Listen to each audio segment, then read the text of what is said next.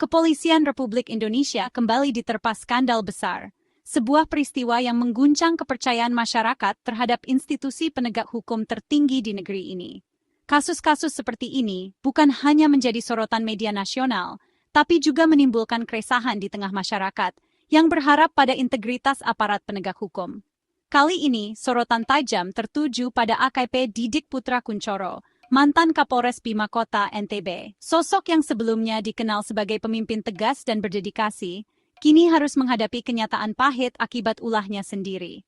Sebagai pemimpin wilayah, Didik seharusnya menjadi garda terdepan melawan kejahatan, menjadi contoh bagi bawahannya dan masyarakat. Namun ironisnya, ia justru terjerat kasus narkotika, sebuah pelanggaran berat yang sangat bertentangan dengan tugas dan tanggung jawabnya. Karier panjang dan prestasi yang pernah diraihnya runtuh seketika saat keterlibatannya terungkap. Semua penghargaan dan kepercayaan yang telah dibangun selama bertahun-tahun kini sirna dalam sekejap. Banyak yang tak menyangka, seorang perwira dengan rekam jejak baik bisa terjerumus sedalam ini. Kasus ini menjadi pukulan telak bagi Polri yang tengah berjuang membangun kepercayaan publik. Upaya reformasi dan transparansi yang selama ini digalakan seolah tercoreng oleh ulah segelintir oknum. Bagaimana mungkin seorang komandan panutan masyarakat justru terlibat dalam jaringan narkoba? Pertanyaan ini menggema di benak banyak orang, menimbulkan kekecewaan dan kemarahan. Jabatannya memberinya akses dan wewenang luar biasa, namun diduga disalahgunakan untuk kepentingan pribadi. Dengan kekuasaan yang dimiliki, ia seharusnya melindungi, bukan malah menghancurkan kepercayaan. Kepercayaan masyarakat Bima Kota hancur, dan nama Didik kini identik dengan aib. Warga yang dulu menaruh harapan, kini hanya bisa menyesali dan mempertanyakan sistem yang ada. Peristiwa ini memaksa Polri untuk mengevaluasi sistem pengawasan dan pembinaan internal. Apakah pengawasan selama ini sudah cukup ketat? Ataukah masih ada celah yang bisa dimanfaatkan oleh oknum tak bertanggung jawab? Satu perwira yang berkhianat bisa meruntuhkan citra ribuan polisi jujur. Kerja keras dan dedikasi para anggota yang lain seolah tak berarti di mata publik akibat ulah satu orang.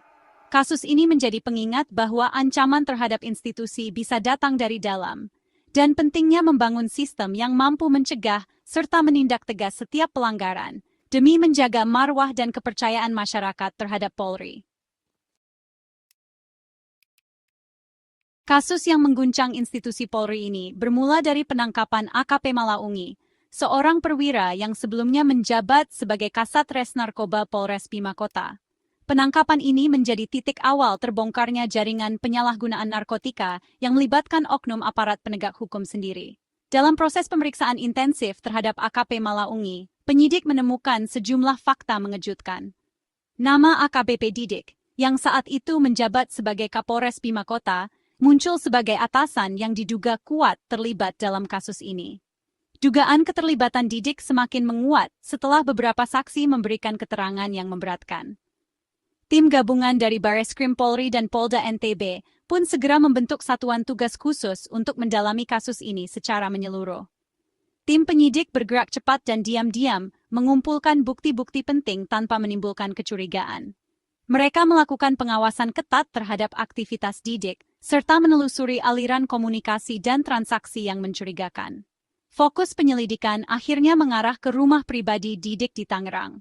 Penggeledahan dilakukan secara mendadak, dan di lokasi tersebut ditemukan berbagai jenis narkotika dalam jumlah signifikan, yang semakin memperkuat dugaan keterlibatan Didik dalam jaringan ini. Barang bukti yang ditemukan meliputi sabu, ekstasi, dan beberapa jenis narkotika lain. Semuanya tersimpan rapi di dalam rumah. Temuan ini menjadi bukti kunci yang tak terbantahkan. Status Didik pun berubah drastis, dari seorang Kapolres yang dihormati menjadi tersangka kasus narkotika. Ia langsung diamankan oleh petugas dan dibawa ke Mabes Polri untuk menjalani pemeriksaan intensif. Proses penahanan Didik berlangsung di bawah pengawasan ketat, mengingat posisinya yang strategis dan sensitif di tubuh Polri. Langkah ini diambil untuk memastikan proses hukum berjalan transparan dan adil. Penangkapan ini sontak menghebohkan internal Polri dan masyarakat luas. Banyak pihak terkejut dan prihatin, mengingat kasus ini melibatkan pejabat tinggi kepolisian yang seharusnya menjadi teladan. Kronologi ini menegaskan komitmen Polri untuk memberantas penyalahgunaan wewenang, bahkan jika pelakunya berasal dari jajaran pimpinan sendiri. Polri ingin menunjukkan bahwa tidak ada yang kebal hukum. Sebagai langkah lanjutan, sidang etik terhadap Didik segera dijadwalkan. Proses ini menjadi bagian penting dalam menegakkan disiplin dan integritas di lingkungan kepolisian. Kasus ini pun menjorotan nasional, sekaligus ujian besar bagi integritas dan kepercayaan publik terhadap Polri. Masyarakat menanti langkah tegas dan transparan dari institusi kepolisian dalam menangani kasus ini. Polri memiliki Komisi Kode Etik Polri sebagai bentang moral dan kehormatan institusi. KKEP mengadili pelanggaran etika dan disiplin, bukan pidana umum, demi menjaga kepercayaan masyarakat. Anggotanya adalah perwira tinggi berintegritas yang menilai secara objektif. Sidang KKP memeriksa anggota yang diduga melanggar, mendengarkan saksi, dan menilai bukti. Sanksi bervariasi, dari permintaan maaf hingga pemecatan tidak hormat. Dalam kasus Didik, KKP menjadi penentu nasib dan cerminan ketegasan Polri. Sidang etik AKBP Didik digelar tertutup di Mabes Polri, dipimpin para perwira tinggi. Didik hadir sebagai terperiksa, berhadapan langsung dengan majelis komisi. Ia diberi kesempatan membela diri, sementara majelis memeriksa bukti dan saksi. Setiap detail pelanggaran dari aliran dana haram hingga keterlibatan narkotika diungkap. Proses berlangsung ketat dan transparan secara internal. Majelis menilai dampak perbuatan Didik terhadap institusi dan sumpah jabatan. Ini adalah momen pertanggungjawaban seorang perwira di hadapan institusinya. Putusan sidang dinantikan sebagai cerminan ketegasan Polri. Di ruang sidang, terbukti Didik terlibat dalam jaringan narkotika dan menerima setoran rutin dari bawahannya. Uang haram hingga ratusan juta rupiah per bulan mengalir dari bandar narkoba melalui AKP Malaungi. Didik bukan hanya lalai, tapi sengaja mengkhianati tugas sebagai penegak hukum. Selain narkotika, ia juga terbukti melakukan pelanggaran asusila. Kombinasi kejahatan ini memperberat posisinya di institusi. Didik melanggar sejumlah pasal kode etik dan peraturan Polri. Semua fakta ini menjadi dasar kuat untuk menjatuhkan sanksi terberat. Dalam sidang yang penuh ketegangan dan menjadi sorotan publik, Majelis KKEP akhirnya menjatuhkan sanksi terberat, pemberhentian tidak dengan hormat atau PTDH, kepada Didik. Keputusan ini diambil setelah melalui proses pemeriksaan yang mendalam, mempertimbangkan seluruh bukti dan kesaksian yang ada. Dengan vonis ini, karier Didik di Polri resmi berakhir. Ia harus menanggalkan seragam kebanggaannya, bukan sebagai bentuk penghormatan, melainkan sebagai konsekuensi atas pelanggaran berat yang telah dilakukan. Proses pelepasan seragam ini menjadi simbol hilangnya kepercayaan institusi terhadap dirinya. Selain PTDH, Didik juga dinyatakan terbukti melakukan perbuatan tercela yang mencoreng nama baik institusi. Sebagai tambahan, ia dijatuhi sanksi kurungan internal selama 7 hari, sebagai bentuk hukuman disiplin yang menegaskan keseriusan pelanggaran yang dilakukan. Didik memilih untuk tidak mengajukan banding atas keputusan ini.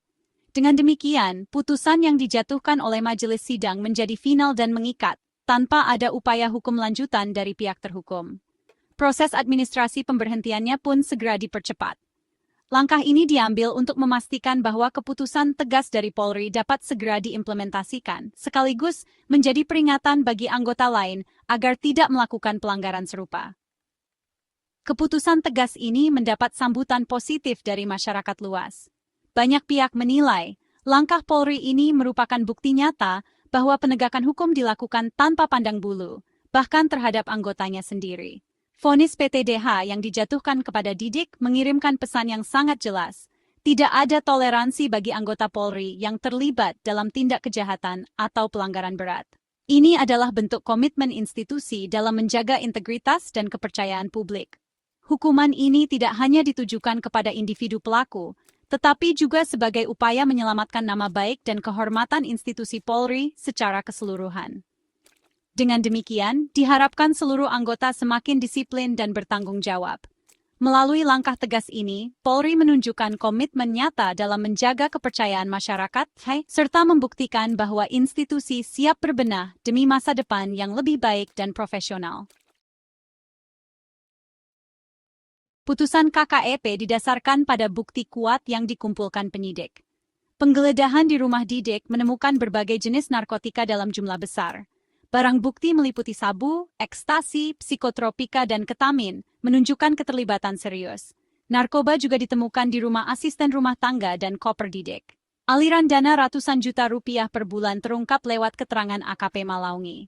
Kasus ini terus dikembangkan dengan bandar besar berinisial I menjadi target utama. Polri bertekad membongkar jaringan hingga ke akar-akarnya.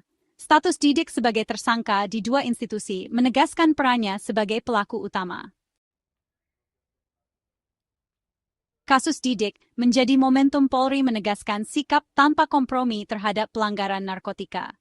Irjen Joni Edison Isir menegaskan, tidak ada toleransi bagi anggota yang terlibat narkoba, apapun perannya. Proses hukum dan etik dijalankan transparan, tanpa menutupi aib institusi. Pemecatan Didik adalah bukti hukum berlaku sama bagi semua, tanpa pandang jabatan. Hukuman ini diberikan karena pelanggaran hukum dan pengkhianatan terhadap institusi. Kasus ini mendorong evaluasi dan pengawasan lebih ketat di tubuh Polri. Komitmen Polri memastikan kejadian serupa tidak terulang di masa depan. Kasus Didik mengajarkan pentingnya integritas sebagai fondasi utama penegak hukum. Tanpa integritas, kepercayaan publik runtuh, meski teknologi dan personel terbaik dimiliki. Penindakan tegas terhadap Didik adalah langkah awal, tapi Polri harus terus memperkuat pengawasan dan menanamkan nilai integritas. Setiap anggota adalah representasi institusi, dan setiap tindakan dinilai masyarakat. Kejujuran dan transparansi harus menjadi napas penegakan hukum. Proses hukum yang adil dan terbuka adalah kunci memulihkan kepercayaan publik. Kisah Didik jadi pengingat. Kekuasaan adalah tanggung jawab, bukan peluang menyalahgunakan wewenang. Hanya dengan integritas, Polri bisa menjadi pelindung dan pelayan masyarakat yang dipercaya.